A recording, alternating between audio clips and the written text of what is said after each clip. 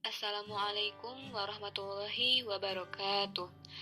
Kami dari kelompok 10 yang beranggotakan Elma dan saya Ratnasari Meliana.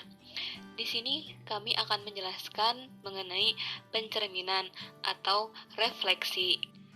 Subbab yang akan kami jelaskan yaitu yang pertama, definisi pencerminan. Yang kedua, sifat-sifat pencerminan. Yang ketiga, hasil kali dua buah pencerminan. Definisi pencerminan atau refleksi. Pencerminan atau refleksi adalah sebuah transformasi geometri yang berupa pergeseran dan pemindahan semua titik di bidang geometri yang mengarah pada sebuah garis atau cermin. Dalam transformasi geometri, bangun atau benda yang kita refleksikan berupa titik, kurva, dan bangun datar atau ruang. Sementara yang menjadi cermin adalah sebuah garis. Refleksi atau pencerminan merupakan transformasi yang memindahkan setiap titik pada suatu bidang dengan menggunakan sifat bayangan cermin dari titik-titik yang dipindahkan. Definisi 2.6. Sebuah pencerminan pada sebuah garis G adalah fungsi pencerminan G yang ditetapkan untuk setiap titik P pada bidang Euclid V sebagai berikut. A. Jika P elemen G, maka pencerminan G terhadap P sama dengan P. Gambar 2.11a. B. Jika P bukan elemen G, maka pencerminan G terhadap P sama dengan Q, sehingga G merupakan sumbu dari ruas garis berarah PQ. Gambar 2.11b. Selanjutnya, G disebut sumbu refleksi atau cermin pencerminan G. Untuk memahami definisi tersebut, kita coba mempelajari contoh 2.4. Misalkan, diberikan titik-titik A, B, dan C, serta garis G seperti gambar 2.12 di bawah ini. Lukis A titik A aksen sehingga A aksen sama dengan pencerminan G terhadap A. B titik B aksen sehingga B aksen sama dengan pencerminan G terhadap B. C titik C aksen sehingga C aksen sama dengan pencerminan G terhadap C. Penyelesaian. A. Karena A aksen sama dengan pencerminan G terhadap A dan A bukan elemen G, maka G merupakan sumbu dari ruas garis berarah A aksen A. Artinya, A aksen terletak pada garis L yang melalui A dan tegak lurus terhadap G. Apabila himpunan N sama dengan I irisan G, apabila himpunan N sama dengan L irisan G, maka AN sama dengan NA aksen dan A dengan A aksen terletak pada sisi yang berbeda oleh G. B. Karena B aksen sama dengan pencerminan G terhadap B dan B elemen G, maka B aksen sama dengan B. C. Karena C aksen sama dengan pencerminan G terhadap C dan C bukan elemen G, maka G merupakan sumbu dari ruas garis berarah C aksen. Akibatnya, C aksen terletak pada garis M yang melalui C dan tegak lurus G, sehingga jika himpunan M sama dengan M irisan G, maka CM sama dengan MC aksen dan C dengan C aksen terletak pada sisi yang berbeda oleh G. Lukisan. A. Buat garis L melalui A tegak lurus G. Cari himpunan N sama dengan L irisan G. Buatlah ruas garis berarah NA aksen kongruen ruas garis berarah AN, sehingga ruas garis berarah NA aksen elemen L dan A aksen dengan A terletak pada sisi yang berbeda oleh G. Gambar 2.11. B. Jelas. C. Buat garis M melalui C tegak lurus G. Cari himpunan M sama dengan M irisan G. Buatlah ruas garis berarah MC aksen kongruen ruas garis berarah CM, sehingga ruas garis berarah MC aksen himpunan bagian M dan C aksen dengan C terletak pada sisi yang berbeda oleh G. Gambar 2.13. Sifat-sifat refleksi atau pencerminan pada transformasi. Berikut beberapa sifat dari refleksi atau pencerminan, yaitu yang pertama, bangun atau objek yang dicerminkan atau refleksi tidak mengalami perubahan bentuk dan ukuran. Yang kedua, jarak bangun objek dari cermin, maksudnya cermin datar, adalah sama dengan jarak bayangan dengan cermin tersebut. Perhatikan gambar berikut. Seperti kita lihat, gambar tersebut menunjukkan bahwa bangun objek yang dicerminkan tidak mengalami perubahan bentuk dan ukuran. Dan jarak bangun objeknya pun dari cermin adalah sama dengan jarak bayangan dengan cermin tersebut. Yang ketiga yaitu pencerminan sebagai suatu isometri. Teorema 2.4. Setiap pencerminan pada garis merupakan suatu isometri lawan. Bukti. Berdasarkan pengetahuan pada definisi 2.1 dan definisi 2.5 serta teorema 2.4 dapat ditunjukkan melalui 4 tahapan, yaitu A. Pencerminan suatu transformasi, B. Pencerminan suatu transformasi lawan, C. Pencerminan suatu isometri, D. Pencerminan suatu isometri lawan. Ambil sebarang pencerminan, namakanlah dengan pencerminan G. A. Pencerminan G sebagai suatu transformasi. 1. Pencerminan G suatu fungsi dari V ke V, maksudnya V bidang Euclid. Berdasarkan definisi 2.6, jelas bahwa domain dari pencerminan G adalah V.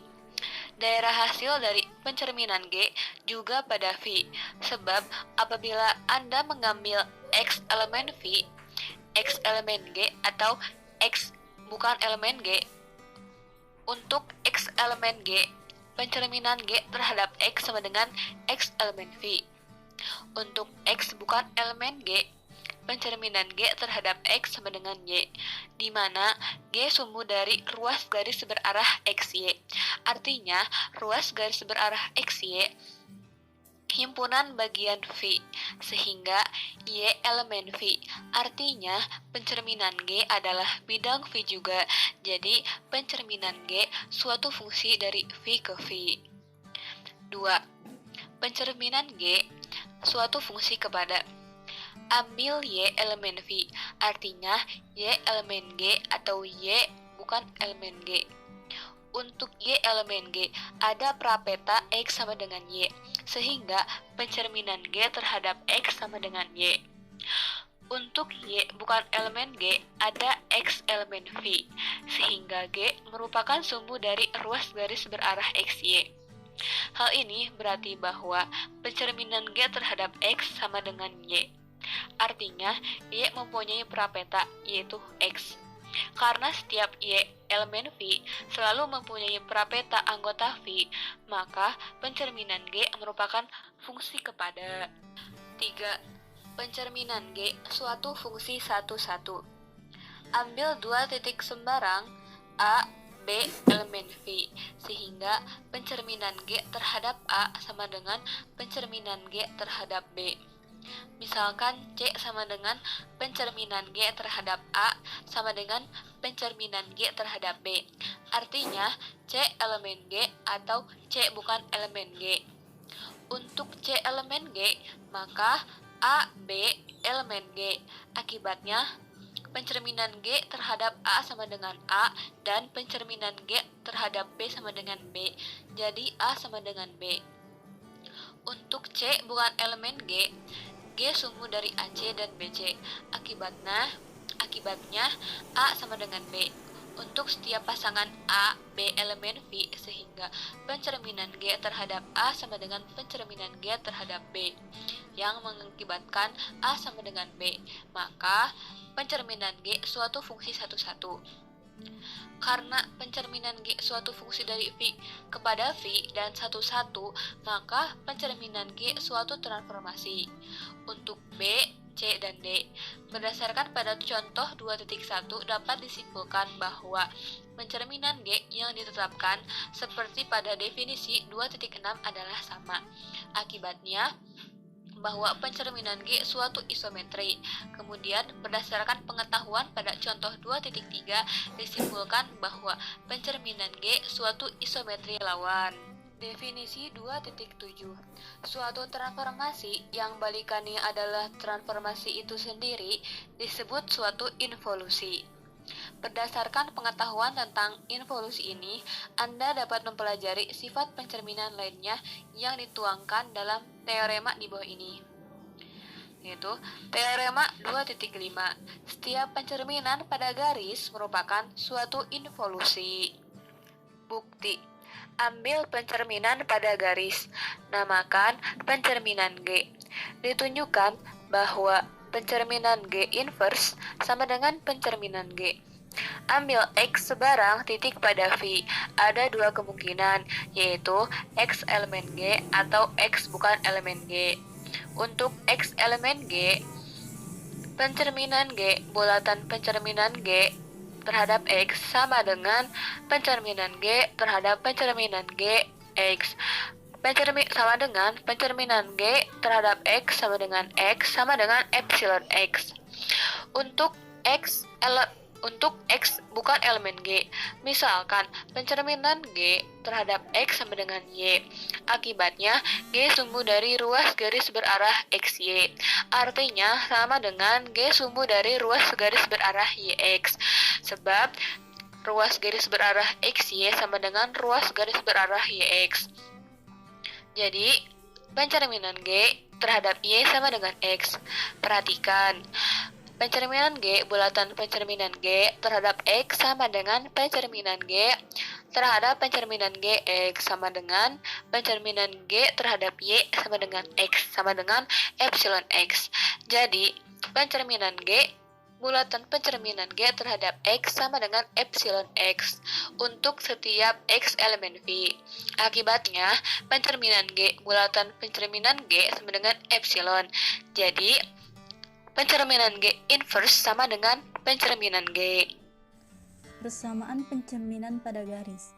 Nah, teman-teman bisa kita lihat pada teorema 2.6, misalkan mu G merupakan pencerminan pada garis G dan P pasangan berurut X, Y merupakan elemen V apabila yang pertama G sama dengan pasangan berurut X, Y di mana X sama dengan 0 atau pencerminan terhadap sumbu Y, maka mu G terhadap P atau bayangan dari garisnya adalah min X, Y.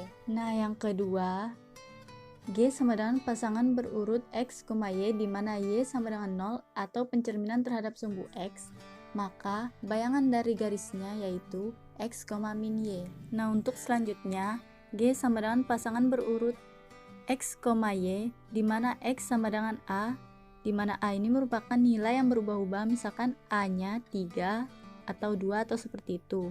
Maka pencerminan G terhadap P-nya akan sama dengan 2A dikurang X, Y. Berikutnya, G sama dengan pasangan berurut X, Y di mana Y sama dengan B, maka pencerminan G terhadap P akan sama dengan X, 2B dikurang Y.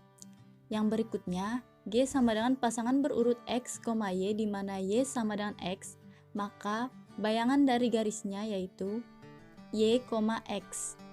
Selanjutnya, G sama dengan pasangan berurut X, Y di mana Y sama dengan min X, maka bayangan dari garisnya yaitu min Y, min X.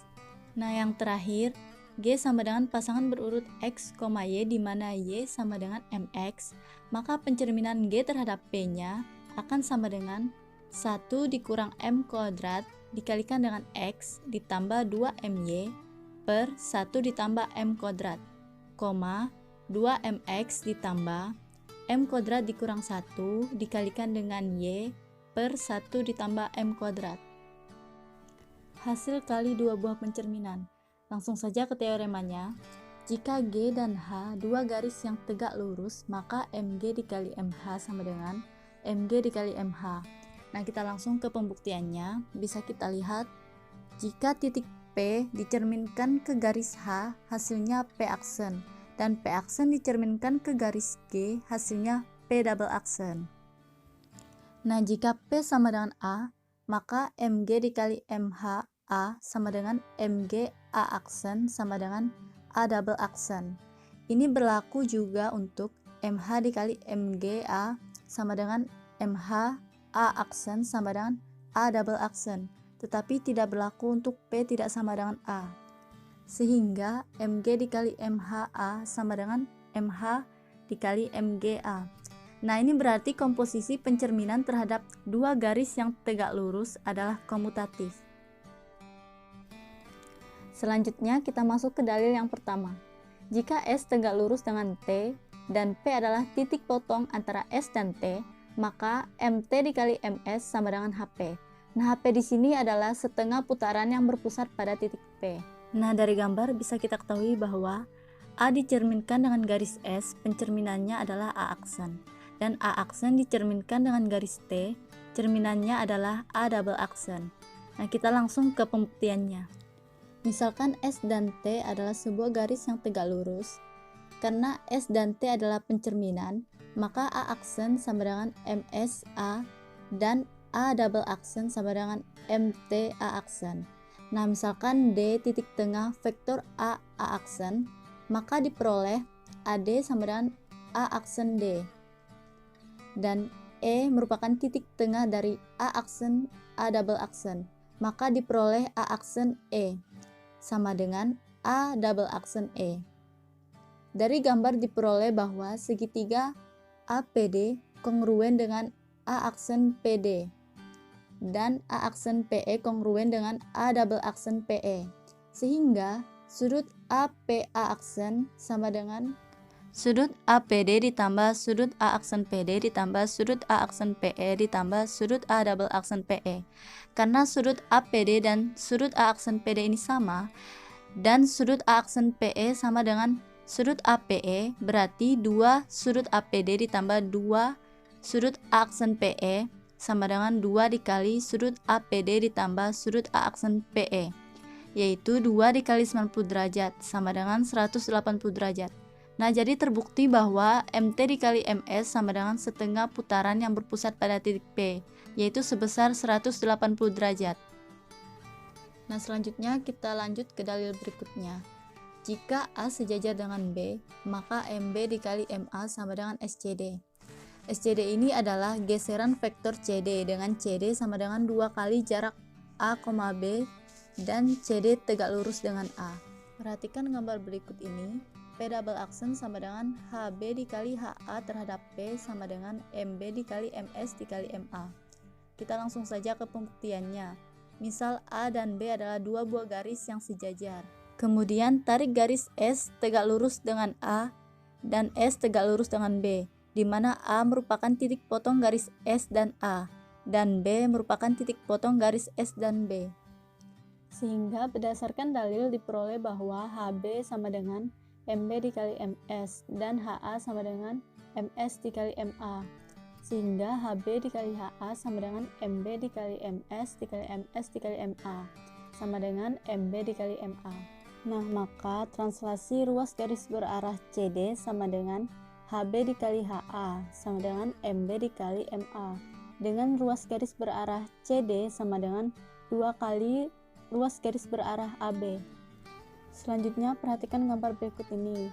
Jadi X aksen sama dengan X dikurang 2A dikalikan dengan AX ditambah BY ditambah C per A kuadrat ditambah B kuadrat.